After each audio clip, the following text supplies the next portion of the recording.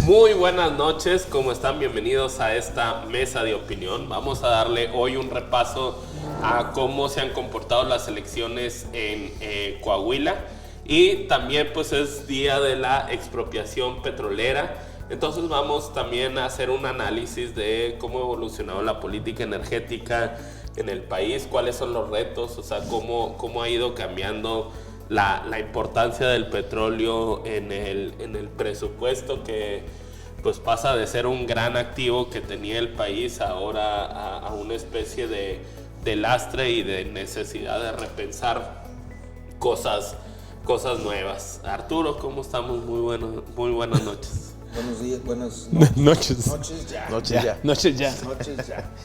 Pues con el gusto de saludarte, Víctor Manuel. Guillermo, siempre. Don Arturo. Privilegio venir a tiempo. Amigo Néstor. Buenas noches. Para nosotros contar contigo aquí en nuestros estudios. Sobre todo ahora que no vino Gustavo. Se siente mejor ambiente, ¿no? Está muy relajado el ambiente. Más ambiente, más tranquilidad. ¿Qué hubo cena? Sí, es que sin miedo de que lo regañen a uno. Claro, el bullying. Sí, está difícil. Saludos, Gustavo Espinosa. Tan serio, licenciado maestro Gustavo. Memo Flores. ¿Cómo estás, doctor, maestro? Pues un tema interesante, en particular este tema de Pemex, de la industria energética mexicana. ¿Cómo ha pasado en años, no, de representar el 70% del presupuesto? Recuerdo cuando yo estudiaba economía que decían la importancia en las finanzas públicas del petróleo, y ahora, no sé, anda representando menos del 15% o 13%, ¿no? Antes había participaciones de Pemex. Claro. Ahora pues hay que pagar las deudas de Pemex. Interesante. Pues te lo platicamos. Néstor. Bueno, buenas noches, doctor Memo, don Arturo. Siempre un gusto estar en esta mesa. Lo que comentan es muy interesante en la lógica del proceso electoral, hablar de la transición energética, digamos, y más con estos discursos internacionales en favor de las energías limpias. Y también a la par de que en México existe un discurso nacionalista de protección hacia el tema petrolero y en la lógica también de la construcción de Dos Bocas, que está generando un debate muy intenso y, insisto, todo vinculado al proceso electoral, pero ahorita lo platicaremos, pero bueno, siempre un gusto estar con ustedes. Muy bien, pues no sé qué les parezca iniciar con un repaso de cómo han ido evolucionando las campañas. Digo, en este momento las federales, o sea, que son donde pues ya hay candidatos en tierra haciendo proselitismo en distintas partes del estado, y por otra parte pues la cuestión de las definiciones de candidaturas a las presidencias municipales. Digo, sobre todo quienes se habían tardado un poquito más en las definiciones había sido Morena. Pues parece ser que ya hay luz en la mayoría de las presidencias municipales, o sea, ya están como definidos los principales careos en las ciudades grandes, pues, que van a ser centrales, ¿no? en este proceso electoral, y que va a ser también interesante este juego en cómo algunos procesos locales, o sea, de presidencias municipales,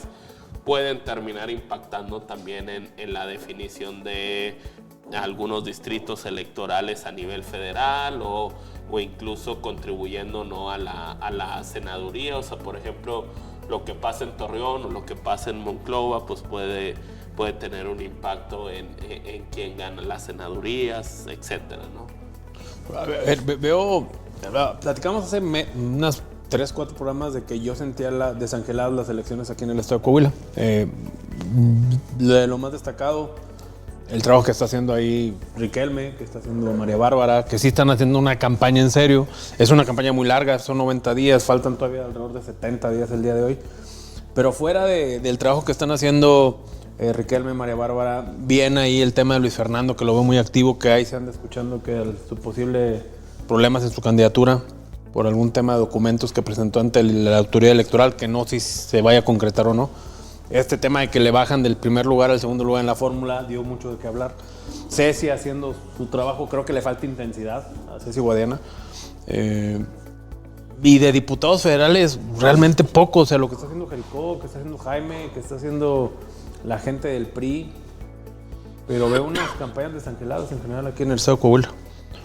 Sí, rotundamente apagadas. Fíjate que cuando arrancó yo recuerdo haber comentado que me habían gustado los discursos y la manera de la cobertura mediática, que sí estaba llamando la atención, pero fue como que la llamarada, el reflector de haber arrancado.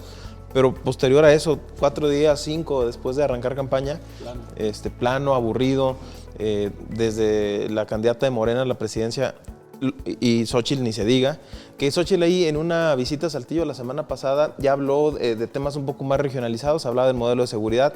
Creo que eso llama la atención y hace que en lo local se empate un poquito la agenda y el discurso, y eso pues naturalmente va generando más, llama más la atención. Pero sin duda completamente aburridos, que también, dicho sea de paso, es una carrera de 90 días, se acaban de cumplir 16 de campaña, creo que van a ir evolucionando, pero sin duda la coalición PRI-PAN-PRD se le ve un poco más de organización, más fuerza, y del lado de Morena, pues yo no sé ni quiénes son sus candidatos al día de hoy, o quiénes van a ser sus candidatos de alcalde, que empiezan el 31 de marzo, y diputados federales, pues recuerdo 1 o 2, y sobre todo en Saltillo, pero no, o sea, está muy desangelado y sobre todo muy desarticulado.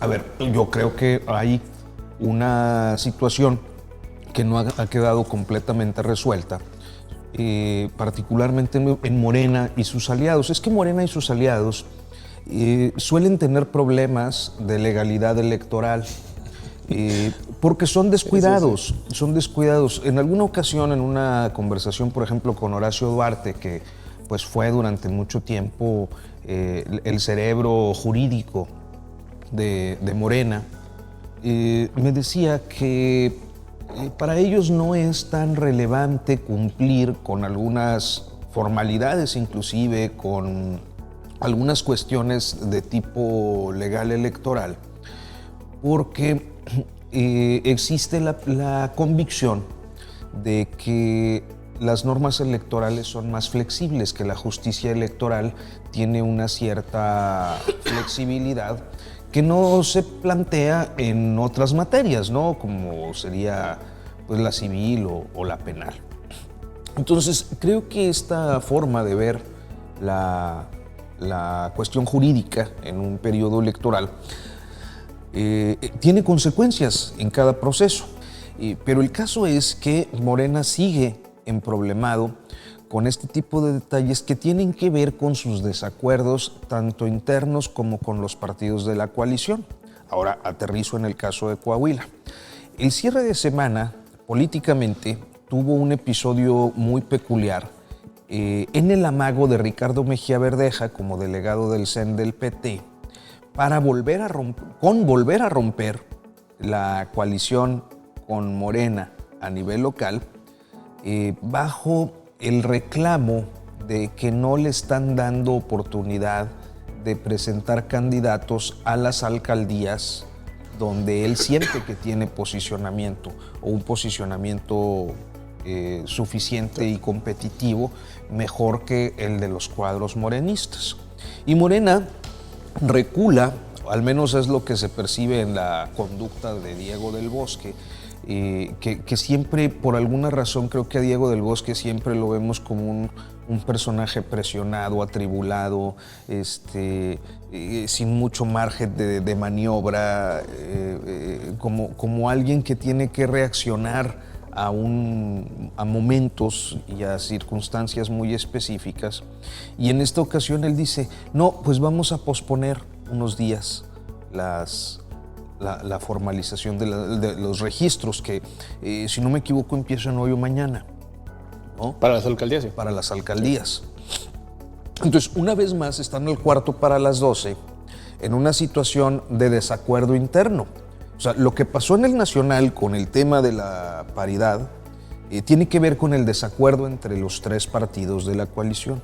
Este desacuerdo entre los partidos de la coalición también existe en el caso de Coahuila, y creo que les va a generar, junto con otras complicaciones de naturaleza legal, pues algunos problemas para el arranque. Ahora, como cierre, diría que es más o menos normal que las candidaturas a diputados federales y senadores en el estado de Coahuila las estemos percibiendo flojas y de lento arranque, porque creo que tienen que administrar sus tiempos. 3 meses es mucho. Sí. Yo digo, ahondando en el tema de las divisiones, o sea, creo que esto sí puede tener una implicación, o sea, ya lo hemos dicho varias veces, o sea, cómo para el PRI es fundamental ganar las senadurías, o sea, no las han ganado en 24 años, y al menos en el papel, pues parece que se están planteando bien una estrategia para lograr un triunfo, o sea, mandar a un exgobernador, su fórmula de Saltillo, luego una de las suplentes exdiputada de Monclova, y luego pues un secretario de Estado que tiene raíces en 5 manantiales, pero también estructura en Saltillo como suplente. Ves a ambos haciendo campaña juntos, o sea, es decir, es todo un engranaje que está funcionando como una especie de reloj. Mientras que ves el otro lado, el de Morena, con, no quiere decir que tengan malos candidatos, pero cada uno va por su cuenta. Cada uno está haciendo campaña diferente. Yo todavía no sé quiénes son los suplentes de Cecilia Guadiana y de Luis Fernando Salazar. De hecho, pues no he visto a estos suplentes haciendo campaña. O sea, es decir, hay áreas de oportunidad que podrían estar explotando, o sea, para acercarse, o sea, y para tener una competencia como más franca, y el PRI no está dejando estos espacios a la suerte, sino que a conciencia los está explotando, mientras que Morena está haciendo que se le vayan muchos como cotos de oportunidad. Lo mismo pasa en los distritos, o sea, es decir, bien o mal, ya queda claro quiénes son los candidatos de la alianza y están haciendo su campaña, pero pues del otro lado, de Morena y sus aliados, no queda claro en todos los distritos. Muy complicado el panorama de Morena. En Coahuila muy desintegrado, vemos lo que es Anguiano, ¿no? La suplente de Ceci. No tengo idea. Anguiano y de Luis Fernando, no sé. No, el panorama aquí en Coahuila está muy dicho, muy platicado, poco que discutir. No veo una manera que levante la oposición con esta amenaza nueva del Tigre Mejía, autonombrado Tigre, Jaguar, Comando. Es que es la primera vez que yo conozco que alguien se autopone un apodo. Claro. Normalmente a mí me decían cejón de chavo, pues no me lo puse yo, me lo puso la banda que me hacía bullying, como lo dicen hoy en tiempo. Sí, también tuve varios. Sí, pero eso de que me sienta particularmente orgulloso, porque de hecho los apodos casi siempre tienen el propósito de ser peyorativos, ¿no? Con ánimo chingando. Y acá llega yo soy el Tigre. Oye, pero de llamarse la atención lo que está haciendo Mejía, ¿no? Ya pareciera ser que está jugando del lado del PRI. Muchas veces se mencionó que si estaba de acuerdo Mejía por sus antecedentes priistas, bueno, porque ya son todos los partidos políticos, de que si estaba jugando a la par de su grupo político, burbuja, para dividir a la oposición, pues pareciera ser que esa... Que hay que comentar, en el caso, perdón, del Tigre, bueno, del Garro Jaguar, o qué se llama. El gatito, yo le puse. Sí, él está jugando en una lógica, porque digo, no, para nadie es un secreto que él juega a sus intereses personales, no de partido, y lo demostró el año pasado, ¿no? Pero él quiere ser diputado federal plurinominal por la circunscripción que es Aguascalientes, Coahuila. Entonces, digo, al querer romper es que está jugando a querer sacar más votos, ¿no? Entonces, él creo que necesita más de 380,000 votos en toda la circunscripción. Únicamente para el Partido del Trabajo lo veo casi imposible, pero yo creo que esa es su razón y su enojo, ¿no? El PT con la elección del 2018 metió 5 diputados plurinominales. Tiene 30 ahorita. No le va a alcanzar. En la circunscripción que está actualmente Mejía, metió 1, que fue Alberto Anaya. Sí, ahora Alberto Anaya va por la circunscripción 2, creo, o 3. No le va a alcanzar y va a ser otra nueva derrota para el Tigrillo Mejía. Es que el gran problema de Mejía es, al romper con Morena, no se dio cuenta de quién reparte el pastel. O sea, es decir, sí es Morena y sus aliados, pero con la voz cantante de Morena. O sea, no es que le pregunten mucho al Verde o al PT qué quieres. O sea, Ellos están ahí para ver qué cae de las obras. O sea, son como un perrito shih tzu que caen las migajas y entonces pues al ¿No verde, podría ser un gatito? Un gatito para el atigrado. Entonces ahí están esperando a ver qué les cae. Y entonces la frustración, creo yo, de Ricardo Mejía es que pues sí obtuvo un porcentaje relevante de votos que nunca había obtenido el PT, pero los obtuvo él, o sea, por este discurso y esta inercia de o sea, lo que le robó a Morena. Sí, de hecho su campaña fue soy el candidato de Morena, Exacto. a pesar de que había roto con el presidente. O sea, no es una cuestión que se pueda atribuir al PT. No. O sea, el PT no tiene una estructura y a final de cuentas, pues él no va a estar en la boleta en los distintos municipios que anda pidiendo. Claro. O sea, van a ser militantes del PT que no traen estructura, que no traen experiencia. Entonces, pedir algo con ese bagaje, o sea, con esos cuadros, pues está realmente difícil. Oye, y algo complicado, perdón, es que él está haciendo cruceros y esta dinámica de las pegas de calcas a su nombre. O sea, pidiendo el voto por él, cuando él no va a aparecer en ninguna boleta. Así es. O sea, hasta va... O sea, nadie va a decir, sí, Mejía viene aquí en la lista de plurinominales de la circunscripción 2. O sea, pues en donde te fijas en los que vienen enfrente de la boleta. O sea, vemos este panorama de Mejía haciendo su campaña otra vez, rompiendo, vemos a Ceci trabajando por su lado, a Luis trabajando por su lado, vemos el tema de Anguiano, no, de Cuevas, perdón, allá en Torreón, Cuevas, yo creo que era muy buena candidata. O sea, para mí era, candidata morenista de los de verdad, y llegan y le dan la posición a Chamir. Justo ese es creo que uno de los temas que se puede analizar un poco más de fondo y que tiene que ver con la disyuntiva que viene enfrentando Morena desde 2018 de ser un partido trampolín, como fue su origen, como por fundaciones, trampolín para López Obrador. Y seguir siendo un trampolín para alguien, independientemente de cómo sea, qué piense, qué antecedentes tenga. O convertirse en un partido político con una propuesta que se diferencie de los demás, a partir de candidatos que la enarbolen. Entonces, esa disyuntiva me parece que se ha ido resolviendo principalmente favoreciendo los intereses de veteranos de las clases políticas de los demás partidos que gozan con un posicionamiento bueno, malo, regular en el electorado por encima de quienes ayudaron a construir en su momento este llamado movimiento, ¿no? Entonces, aquellos que ayudaron a construir van enfrentándose a que a la hora de llegar a la posibilidad de llegar al poder, o sea, ya no de llegar al poder, sino la posibilidad de llegar a través de una candidatura, son excluidos y eso muchas veces tiene consecuencias. O sea, el mismo caso de Mejía Verdeja, por ejemplo, a la gente se le olvida, pero en 2018 él andaba apoyando a Ricardo Anaya. Cuando se le ha confrontado dice, era la lógica de una coalición. No, usted allá andaba, ¿no? Exacto.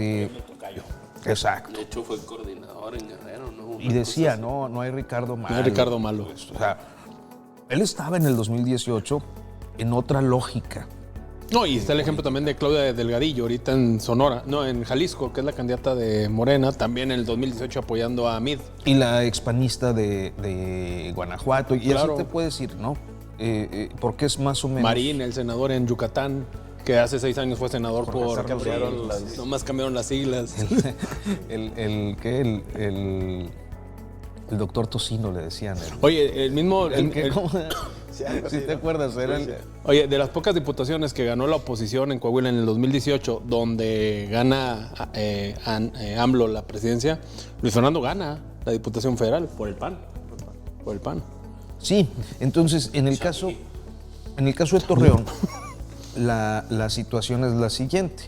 tienes a Cintia Cuevas, que es una morenista fundacional, una pura, porque además su participación política empezó en el López Obradorismo, apenas cumplió mayoría de edad y ella andaba toca en las puertas promoviendo al López Obrador, cuando además López Obrador pues no tenía posibilidades de ser presidente. Me refiero a antes de 2012. Y andaba ahí, organizando las redes, tenía su trabajo en el sector privado, pero por las tardes se iba, como hicieron muchos mexicanos y mexicanas, a esta actividad partidista o del movimiento muy sacrificial, ¿no? Como yo me acuerdo como de esas épicas de los panistas viejos, no de los de ahorita, sino de los veteranos de los años 50, 60, 70. Que iban a perder, pero creían pero ellos, firmemente. y por la gente profesionista, gente del comercio, etcétera. Sí, que dedicaban sus horas libres al trabajo político. Partido, ¿no? Y hacían sus actividades y buscaban, pues muchas veces metiéndole de sus recursos. Siempre metiéndole de sus poquitos recursos. Hay una épica en todo eso. Y entonces, cuando gana López Obrador, pues ella va a una subdelegación del bienestar. Me parece que de una manera, esto lo destaco porque no es decir, hay casos que no fue así, muchos. No aprovecha el cargo de manera descarada para posicionarse, sino que de manera muy institucional va construyendo su red de relaciones de gente que conoce, y cuando llega el momento se lo dan a un expriista, pero además expriista reciente, o sea... De los que traicionaron a López Obrador porque votó a favor de la reforma energética. Y quien fue brazo derecho electoral, operador electoral de Miguel Ángel Riquelme. O sea, es una hechura del gobernador Riquelme. Pues digo, si al morenismo eso no le indigna, pueden justificarlo de mil maneras. Es que el movimiento, lo importante es triunfar, ya después vemos. Sí, las reglas y eso, pero pues al final tienes razón en eso. Sí, entonces lo que sucede con Cintia Cuevas es que la mandan a encuestar doble. Dicen, bueno, tú vas a ser encuestada para alcaldesa porque tú quieres ser alcaldesa, pero también te vamos a encuestar en el Distrito 6. Da la casualidad. Y da la casualidad que gana. Exacto. Y finalmente, pues... le aplican a mí me gusta mucho este axioma priista, ¿no? Que decía... Pero estás hablando de Morena, ¿eh? Sí, pero... Es que a veces te confundes. No, pero el fraseo es impecable. Ganates, pero no salites, ¿verdad? que era cuando ibas a... Pues sí gané, pero... No te tocó. Y la mandan al Distrito 6. A mí me llama la atención, yo creo que alguien se lo tendría que preguntar, que cuando uno ve su promoción electoral, todavía el día de ayer, que yo la vi en la noche, no trae nada respecto al Distrito 6. Es Cintia Cuevas, Morena en genérico. Entonces, yo no sé si todavía está esperando un último... negociación o algo. Sí. O sea, se supone que hoy a la 1:30, o sea, ya el programa es grabado, la gente lo sabe, daban a conocer quiénes van a ser los candidatas a las alcaldías. Esperemos. Ande no, oiga. Sí. Es interesante, digo. Dicen en Torreón, ¿verdad? Ande no, oiga. Ande no. Ande. Sí, digo, creo que, bueno, a ver, desde una filosofía incluso largoplacista, yo digo, creo que Morena tiene que 11 años, ¿no? de fundación. Sí, es un partido muy joven, ha sido muy exitoso para la edad que tiene, pero creo que esa edad les hace ser precisamente pues muy conflictivos al interior, ¿no? Han llegado muchos expriistas a ganar gubernaturas o senadurías, y muchos morenos pues de calle, la presidencia misma, ¿no? Y en el PRI, pues ya es un partido muy consolidado. En el caso y ahorita más que PRI y PAN van juntos, pues sí los noto, al menos en Coahuila, que es la bastión más importante que hay en el país y proporcionalmente más efectiva, pues sí siento que están muy maduros y mucho más consolidados. Y cuando hay alguna situación interna, pues la arreglan, ¿verdad? Como decimos, se alinean, ¿no? Pero yo sí veo que es mucha la diferencia por la edad que tienen institucionalmente hablando, y eso le viene perjudicando en las urnas a la oposición. Y hablo de todas las oposiciones en la historia, porque por ejemplo en el PAN en su momento, que ahorita son aliados, sufrían de ese mismo problema. Cuando Memo Anaya estuvo a punto de ganar la gubernatura, Luis Fernando Salazar fue el que le generó ahí las complicaciones para llegar. Y pues bueno, es creo que también caer en la tentación de ser oposición. Oye, yo tenía a propósito de Luis Fernando, tenía una percepción de que yendo él en el primer lugar de la fórmula, la posibilidad de que ganara o de que perdiera la fórmula le beneficiaba, porque sacaba a una eventual competidora para el 2029 por la gubernatura, que ves, Cecilia Guadiana, y de repente se le volteó, y ahora yo pienso, el mejor escenario para Cecilia es que pierda.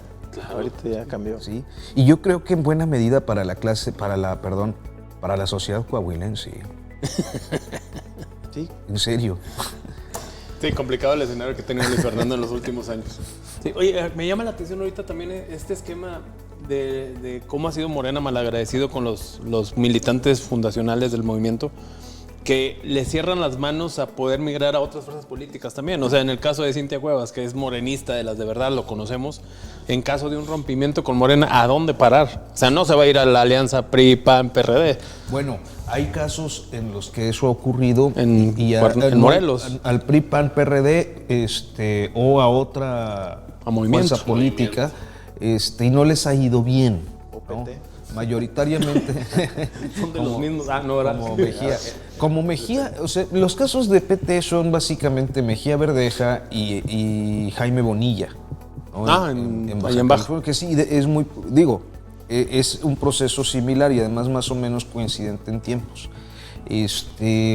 Pero otros se han ido, por ejemplo, a este partido de Pedro Aces que la CATEM. Que se llamaba Fuerza por México. Qué chistoso que ahora la coalición opositora se llame Fuerza y Corazón. Y luego ha habido otros que han sido relativamente exitosos. A mí me parece que hay el caso de Morelos es digno de observación y de atención. Con Lucy Mesa, porque a Lucy Mesa la excluyen de la encuesta, ella se va a PRI-PAN-PRD y ha remontado. Que está cerrada la elección, ¿no? Está cerradilla la elección porque creo que se convirtió ahora sí que en una figura de izquierda atractiva por el lado de la oposición ante una sociedad que resiente el peor gobierno estatal de México. O sea, digo que lo resiente porque las encuestas reflejan que Cuauhtémoc Blanco es el peor evaluado, ¿no? Pero reprobadísimo el tipo, o sea... Con 22% aprobación. Si como futbolista polarizaba, como político ha quedado totalmente reprobado. Sí, no polariza. No polariza, ¿no? Está reprobado. 70% en contra, ¿no? O sea, lo repudian hasta en Morena, man. Entonces, claro, son elementos que contribuyen al fortalecimiento de una candidata opositora al morenismo que aspira casi a la hegemonía, ¿no? Que sí es una gente muy mal agradecida, ¿no? Digo, después de tantos glorias que le dio a la América, güey, no sé cómo lo pueden odiar tanto. No, el América, no te metas con el equipo de Dios. Oye, ya llevamos bastante tiempo el programa y nos falta tocar el tema rápido de la... A mí me gustaba cuando metía gol con la jorobita. Hizo uno muy bueno, sí. Ay, metía gol con todos lados, sí, es un excelente jugador. Larga vida, Cuauhtémoc Blanco. Como jugador. Como jugador, claro. Jugador. Oye, va de candidato a diputados plurinominal. ¿no? Es pluri, sí. Sí, pues tiene que asegurar el fuero. Oye, bueno, para tocar el tema de la expropiación petrolera, yo creo que es importante darle una repasada. Ya tenemos casi 40 minutos de programa, pero creo que estaría bien dar una visión de lo que se viene para México en cuestiones energéticas. Vemos un gobierno que le está invirtiendo a refinerías. Dos Bocas ya lleva 300,000 millones de pesos o no sé cuántos invertidos. Vemos que se está proliferando la utilización de energéticos fósiles. Y vemos que se está luchando contra otro tipo de energéticos, como por ejemplo el gas shale, aquí en el norte de México, de Coahuila principalmente, con sus pros y contras. Pero ¿hacia dónde va la política energética de México? Y más tomando en cuenta, no lo que ha hecho López Obrador, que yo creo que podríamos concluir que no ha sido nada bueno, pero ¿qué pasará con las próximas presidentas de este país? A ver, yo me gustaría irme un poquito más atrás. No te vas a ir con Lázaro Cárdenas a los, ¿no? Digo, menos de un minuto. Ah. La expropiación petrolera no solo fue un hecho histórico, sino que se convirtió en una especie de mito. ¿Por qué? Pues porque el petróleo sí generó grandes ingresos para este país, pero también, creo yo, nos hizo demasiado daño. O sea, nos hizo depender de una gran fuente de riqueza, con situaciones como la de López Portillo al descubrir Cantarell, en donde se pensó que esa riqueza era inagotable y entonces se podía gastar y gastar y gastar sin desenfreno. Tendremos que aprender a administrar la abundancia. Exactamente. Entonces, eso nos ha generado como país, primero, el no diversificar a tiempo los ingresos. O sea, creo que terminaron diversificándose por fuerzas del mercado, o sea, no porque haya habido una política nacional enfocada a ello. O sea, y no preveímos a tiempo que estábamos viviendo una gran transición. Hoy, si lo vemos a tema de futuros, el petróleo es una industria sin futuro. Es una industria sí con presente, o sea, se sigue vendiendo gasolina, se siguen utilizando hidrocarburos, se siguen generando plásticos, pero cuando vemos esta transición que está teniendo la industria automotriz hacia autos eléctricos, pues eso en el caudal de ingresos de petróleo, lo cual, o sea, lo único que nos indica es a futuro la demanda se va a contraer y se va a contraer tanto que ya no va a ser un mercado relevante. O sea, si lo vemos en términos de economía, si menos personas demandan un producto, el precio tiende invariablemente a la baja. O sea, ¿para qué si se van a seguir utilizando los hidrocarburos? Para tema de plásticos, sobre todo plásticos de alta especialidad, y para temas de aceites y cuestión de lubricación para motores y cosas así. Que es mínimo, pero a comparación pues del eso, mercado actual, comparado, ¿no?, con el combustible principal de movilidad en el mundo, pues va a cambiar de forma sustantiva. O sea, lo van a seguir utilizando aviones, barcos y trenes, pero no autos y ¿cómo se llama ahí? Trailers, ¿no? Entonces, a futuro, pues México tendría que haber apostado desde hace mucho tiempo a energía renovable. Si teníamos la asombrosa capacidad de montarnos a una dinámica, o sea, sobre todo, o sea, por la cercanía de diferentes ciudades importantes en la frontera sur de los Estados Unidos, y el hecho de que nosotros también tenemos un gran mercado interno, o sea, cómo generar energía solar. O sea, tenemos un desierto gigantesco con capacidad calórica para generar una gran cantidad de energía. Tenemos ríos, tenemos, ¿cómo se llama?, lugares donde hace mucho aire.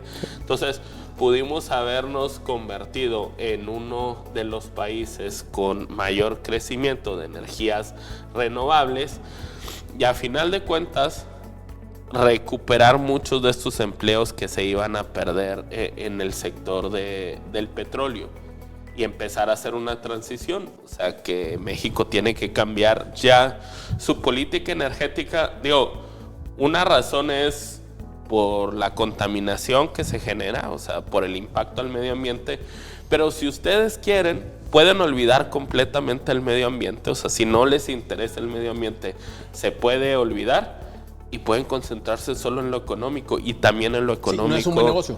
O sea, también en lo económico el futuro no está ahí. Te dejaron sin palabras. No, es que es muy neoliberal. Sí, ¿verdad? Los tiempos en el sector energía y particularmente el petrolero, se dice son tiempos geológicos. O sea, se dice en sentido estricto y en sentido figurado. Entonces, a mí me parece que el tema es que efectivamente habrá un momento en el que las gasolinas dejen de ser un producto demandable o con demanda por el cambio en la industria automotriz hacia los vehículos eléctricos, por ejemplo. Pero me parece que también hay todavía un largo periodo de coexistencia. ¿Qué tan largo? 40, 50 años, donde el petróleo y las gasolinas pueden seguir siendo, eso pienso. Fíjate que hay un dato ahí en California. Yo creo que 20 años. Y yo creo que para el 2030 ya... O sea, 20 años en México. En México, pero, claro. Pero Alemania, Francia, 10 años ya están fuera. Va a empezar a hacer crisis. Yo estoy en un punto medio. Sí creo que tiene razón el doctor. Ya se viene la nueva realidad ambientalista, ¿no? Este tema de generación de energía eléctrica. Pero sí creo que todavía va a tardar más de lo que estiman oficialmente, ¿no? Todo es una narrativa en la que hacemos estimaciones. Pero sí creo que va a ir tardando un poquito más. Estaba leyendo una nota hace un mes, yo creo, que en California, que es uno de los estados de Estados Unidos que más vende autos eléctricos, de 7 de cada 10 que ya compró un auto eléctrico está regresando a los de gasolina. Entonces, creo que puede ir tardando un poquito más. Es que no rumba. Sí. No hace potencia. No rumba ni nada. No bufa, ¿no? Es lo poderoso. Es que en Alemania y Francia está pasando algo parecido. Están cambiando los que ya migraron a carro eléctrico a comprar otra vez el diésel o gasolina. Y creo que va a un tema vinculado a la infraestructura, ¿no? No donde quiera se puede cargar. Digo, vamos por ahí, yo pienso. Va a ir creciendo. O sea, yo no digo que no se deba invertir en energías limpias. Por el contrario, creo que el momento demanda, independientemente de cuánto tarde la transición, demanda una inversión sin precedentes en el tema de la energía limpia, o sea, parques solares, parques eólicos, aquello que puede ser un gran negocio para el país. Yo creo que el presidente López Obrador pues, es un hombre con una visión que se quedó anclada en los 70s. Entonces, él seguía pensando en la sonda de Campeche y Cantarell y pone una refinería donde ni siquiera logísticamente era conveniente tener una refinería, pero ahí es su tierra, entonces para que se aliviane la gente.